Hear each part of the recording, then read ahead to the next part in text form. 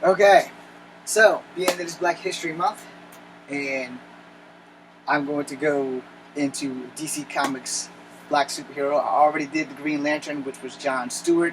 You guys can go check that out on Kung Fu Havoc #2.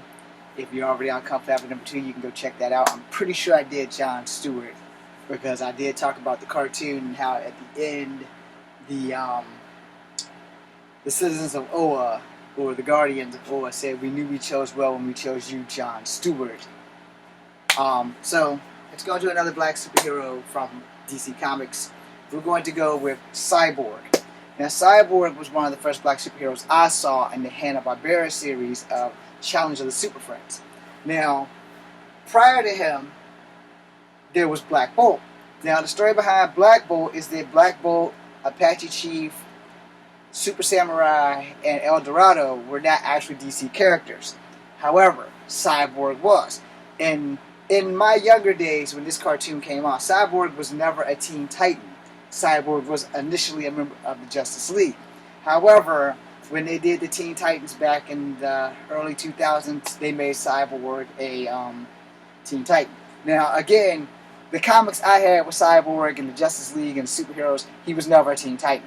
Because I remember the first 4 Titans, which were Aqualad, Speedy, Wonder Girl, and who the hell was the other guy? Ah, shit. Well, anyway, the other guy, they used to get their ass whooped, and then Robin joined the Teen Titans and became the leader. Alright, so again, Aqualad, Speedy, Wonder Girl, whoever the hell I'm missing, and then Robin, and it was 5 Titans after Robin got there. So then the Titans started collecting other Titans. But Cyborg was never a Teen Titan back in the early 70s or 80s that I can recall. Now, maybe they had more than one title, as most comics do, because you know Batman has at least 4 titles. There's Batman, then there's Batman the Dark Knight, then there's the Dark Knight, and then there's Detective. Alright, for those who don't know, you just got your Batman history. And there was a black Batman, by the way. His name is something Fox. He's like the son of Lucius Fox. Anyway, that's above my pay grade. So, we're going to go into Cyborg now. Cyborg, yes, was a football player. Cyborg, yes, parents were doctors. Cyborg got critically injured, and for some odd-ass reason, I don't remember it.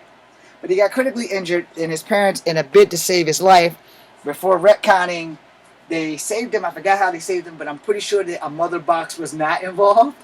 But I guess now, after the New 52s and the Rebirth, the mother box is involved. I don't really know how to explain it. I'm more Marvel than DC, so please forgive me.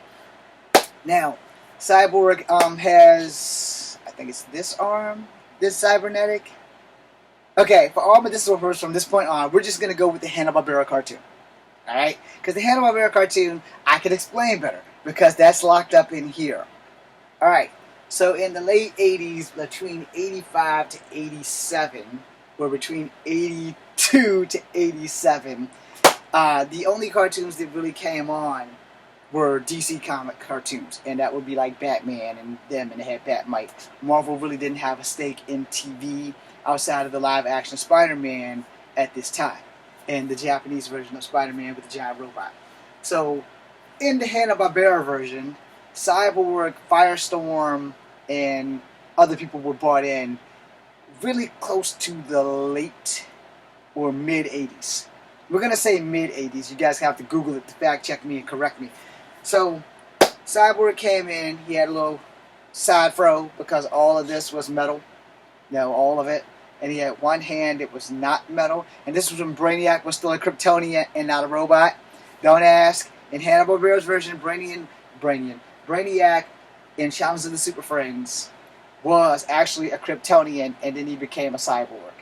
Don't ask. By the time the cartoon was getting ready to end, Brainiac was full-on cyborg. Alright? So I don't know what happened with the Brainiac character, but for Hanna-Barbera purposes, Brainiac started off as a Kryptonian. Cyborg started off in the Justice League, or as the Super Friends at the Hall of Justice. Now, he didn't have a minor role. He had a major role when him and Firestorm and eventually Apache Chief and others would team up with Superman. And this is when they started bringing in Darkseid. This was after the Legion of Doom had pretty much got their asses kicked so bad that Hanna-Barbera was running out of ideas. So they dove deep into the comics and decided, well, let's make Darkseid the big bad. So they brought in Darkseid, and Darkseid became the ass-kicking phenomenon that he is. Cyborg, on the other hand, was a mystery at itself, and like RoboCop, he can link into computers and stuff and read them and talk to them and all this other stuff. Now remember, we're going by the Hanna-Barbera cartoon version. I have no idea if Cyborg could do this crap in the comic book or not. But for the interest of fairness, in the Hanna-Barbera cartoon, not the Teen Titans, but the Challenge of Super Friends, I think it lasted like 4 seasons, and Cyborg was a pretty good player in almost all of them. He played maybe out of the 4 seasons. I know I've seen him in at least 2 episodes or 4 episodes a season, where some episodes really only called for things that only Cyborg could do. Now Cyborg could shoot beams out of his hand, and he could shoot one beam out of the one eye that was cybernetic, and he could fly, and he could do all kinds of other things. So why are we doing Cyborg? Because Cyborg is a black man. Now most people know that superheroes have many different origins, and you know there are definitely different origins for Cyborg, and when they turned Cyborg into a Teen Titan for Teen Titans, it kind of messed me up because I knew the original Titans. I wasn't brought up on the Teen Titans that I watched and loved with Raven and all of them. When I was growing up with Teen Titans, the comic book, there really weren't too many black Teen Titans, if any at all. And then when they did Young Justice, Aqualad was black, but in the comic book, Aqualad was not black, which goes back to Rebirth and New 52s. So we're staying away from that. Back to the Hanna-Barbera cartoon. Cyborg was basically, they really didn't have metallic-looking technology back then, I don't think. So they just made him white. His metal was white. And Cyborg was very pivotal to the scene. He could fly. He could shoot beams. He was very intelligent. He did a lot of other stuff that is jumping in and out of my memory because I want to do this well, and I'm not. This is like a total clusterfuck. So anyway, we're going to end this quickly. Cyborg became one of the key players in the Justice League or Super Friends, depending on how far back you go. And ever since then, you know, he never really wavered from the team on the cartoon. I can't say much about the new Titans that went off and they replaced it with Teen Titans Go. Shame on you, Cartoon Network. And other than that, you know, Cyborg had other qualities besides his past about being a football player. But Cyborg also was highly intelligent. Not just because he was a cyborg, but he was highly intelligent before he became a cyborg, and he had a whole lot going for him, and then that shit happened, and he became a cyborg. Now, I forgot exactly why in the Hanna-Barbera cartoon he joined the Justice League. He kind of just popped up, you know. And also, fun fact, for all renditional purposes, and I said renditional for a reason, I was playing on rational. So, alright, before Cyborg even appeared on the Justice League, Hanna-Barbera had an issue with DC Comics cartoons because there were no minorities in the cartoon. This is what brought about Black Bolt, Super Samurai, El Dorado, who the hell am I missing, and Apache Chief.